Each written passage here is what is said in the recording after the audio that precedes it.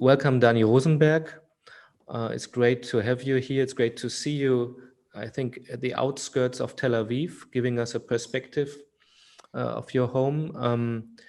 Unfortunately, we have to talk now via the internet. You were supposed to visit us for the opening of the festival with your opening film, The Death of Cinema and My Father Too. But we have a chance to talk about it now. And there are several reasons we chose your film for the opening. Not only because we think it's it's a very strong film and it has a very own vision, but the interesting thing is that our festival started out to be a documentary film festival, and over the last year, in the 50s, and then it changed, and now we have a focus on feature films. But of course, we always try to show hybrid versions or interesting documentary, kind of approaches to cinema. And I thought it's great to show your film that kind of has all these elements of being a feature film, but also having a documentary part to it. So you have a very playful way of arranging these documentary parts together with the fictional parts. Maybe if I'm right, this was supposed to be a feature film starring your father, with whom you did several of your earlier films, short films, and then when he fell ill, you had to decide how you have to go on with this project. Could you tell a bit, about the genesis of this project? Exactly. So yes, I made short films with my father. He was my first protagonist since I used a video camera as a teenager, and also when I was studying film at the same Spiegel School. And when he discovered that he had cancer, so a lung cancer, and he had only several months to live. So I wrote a script for us. I want all our family to plan it together. A script that very like a Jewish Miss Sunshine. You can say about a father that understand that a war supposed to start that night with Iran, and he take all his family, our family, and just run away to Jerusalem. Take the car and leave to Jerusalem. And we start to shoot it together, with my father and my mother and my grandmother, all of us. But my father felt very sick. He was in pain. And after a couple of days, I understand, because he didn't want to tell me that he's in such a pain. But after a couple of days, we just stopped the shooting. And I try to keep on shoot him to have another footage of him, but he didn't want me to shoot, and I stopped. And he passed away a couple of weeks later. And after it, in the beginning, I was thinking, okay, I had already a script, so maybe I will just use actors and make the script as a fiction film, like a regular film, because I already got the support from the Israeli Film Fund. But I tried to make this film, and after one day, when one of Israel's most famous actors was in the bed with my mother, understand that actually what I'm doing here, I don't want to make just a film. I want to make a film with my father, and then I stopped and rewrite the script altogether, and I actually wrote our story, a story about a father and son that try to make a film together and failed. And I cast this film. I took one of Israeli lead producer to be the father, and a very famous journalist in Israel, Ronnie Kuban, to play the son. My mother is still my mother. And we shot the film about a father and son that try to make a film together. Okay, that was before, maybe already 2 years ago, or 1.5 years ago. And then when I was editing the film, I finished already the editing, but I felt every time I screen with the film, that something is missing, and it's like circles that round and round, but there is no center. I felt that the center is missing, and because the center is the original footage that I have with my father. So I understand that we have to stop the process, and I changed the editor. I took a documentary editor that also make fiction, Nili Fellert. She made a Vals with Bashir, and she made now the Lapid film. So she's like know to use both documentary and fiction. Also Rantal, if you know, a very great documentary filmmaker in Israel.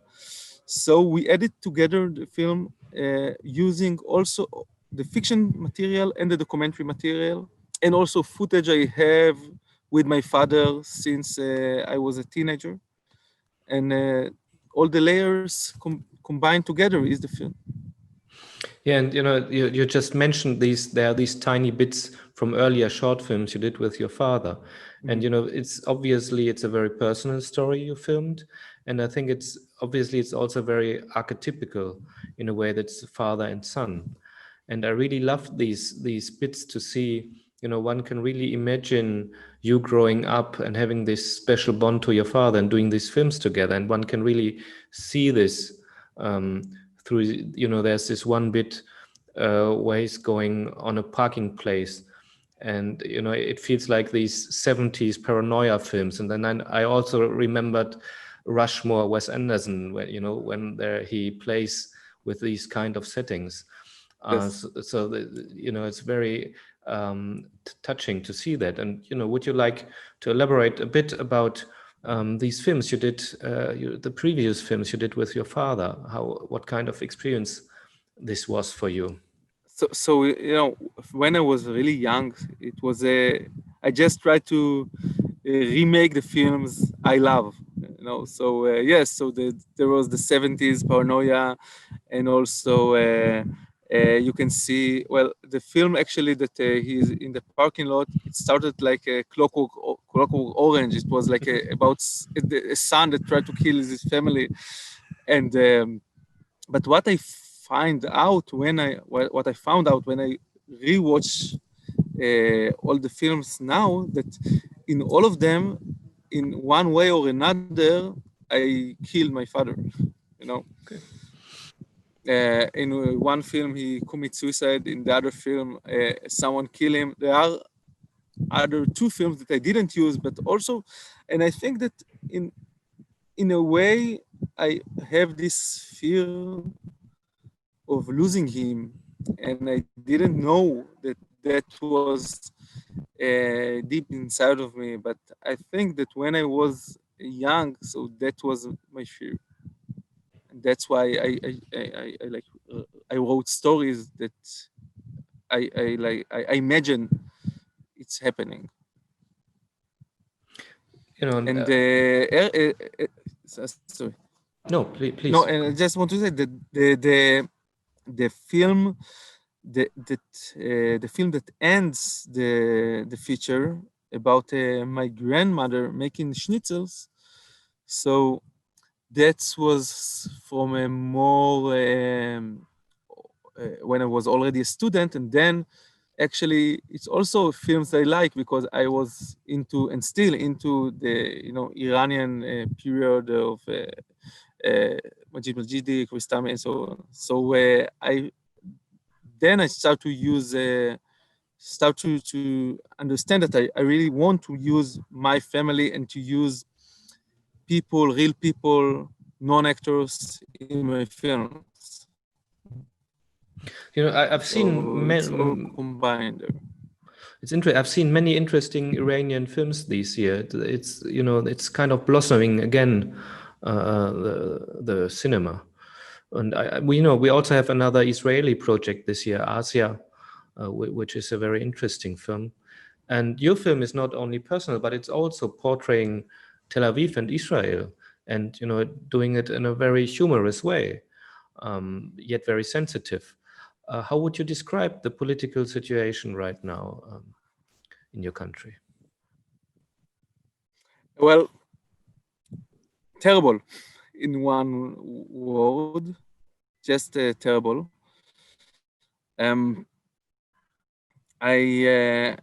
Our prime minister, that is also, you can say, one of the main characters in my film, Benjamin Netanyahu, is now about to be on trial.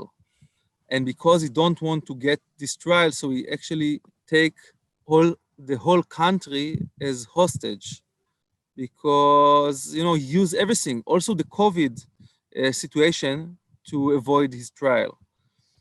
And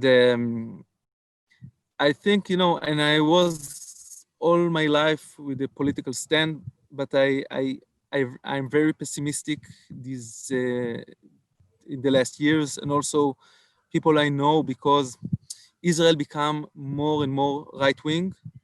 We don't talk about the Palestinians anymore, even though Israel is an occupied country, and I'm now at the south of Israel, and really behind me, not more than 40 minutes behind me, it's Gaza Strip.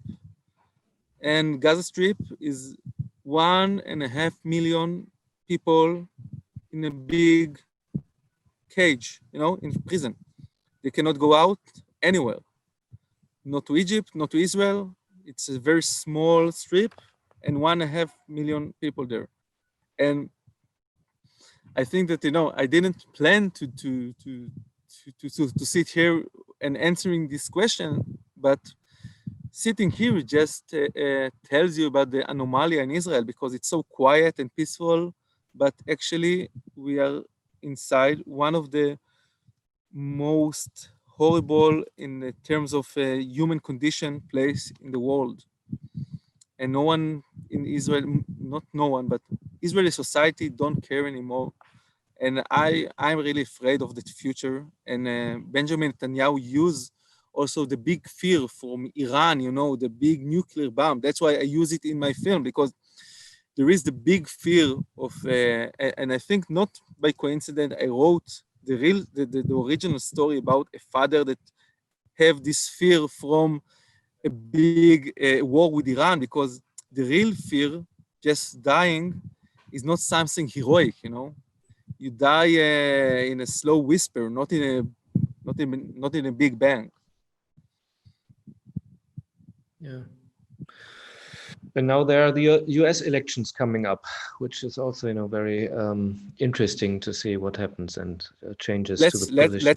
Let's hope, because, in Israel, 90% of the people want Trump to stay, obviously. Yeah. This, it's one of the few countries probably, Yes, because of his politics. Yeah. Talking about politics, talking about society, there's a very special year we're finding ourselves in, and the year your film premiered.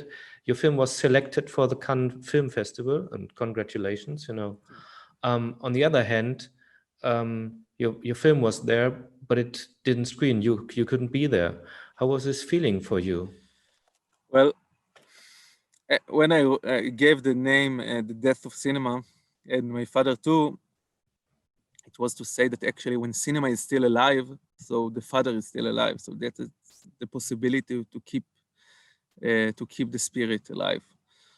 And no one obviously expected that cinema will die. And it's, I don't know what to say, because it's not only Cannes. I never been in a screening of my film. Don't you? It's crazy. Just this morning, I was making a Q&A after the Busan screening. Mm-hmm. And the crowd was the theater was full, full with a space between, but still full. And I told them I so envy that you actually sit in theater. I used to go to theater like at least 2 times a week. That's not only my job, that's also my life, that's my hobby, that's the only thing I love. Not only, but the main thing I love, and I just they didn't open the cinemas in Israel since March. It was just closed since March. So I didn't saw any film, and I didn't see my film even one time with an audience. And I was so excited, really. I was thrilled to come to the festival and the first time see the film on the big screen, because I will get a special permission from the government to go out because of the festival. And now Yeah. I don't know, but I feel that we will somehow get stronger from this nightmare. Yeah, it's a bizarre situation. We have our theaters have to shut down from Monday on. Now it just happened now, so, right now actually before we talked. And yeah, I think it's the same with me. I love to be in cinemas and theaters, and probably have to go this weekend to use the chance for a couple of weeks. So you have And 4 days. yes, we have 4 days, and yeah, now What will be the film that you plan to see in that 4 days? I can't even tell you. It's just, and for me, it's sometimes I really, I'm very open to all kind of cinematic genres and so on. I just really like to be in the theater and watch the films on the big screen. Yes. And it's always such a pity. And I was also, looking forward. This is main part of preparing a festival and curating a festival. Imagining showing the film on the big screen to the audience with the artists. And of course, it's said this can't happen. We have your opening film. We won't have you at the festival, but I'm very glad we have now this interview with you. And thank you very, very much, Dani. Thank you. Thank you. And good luck with the festival. Thank you.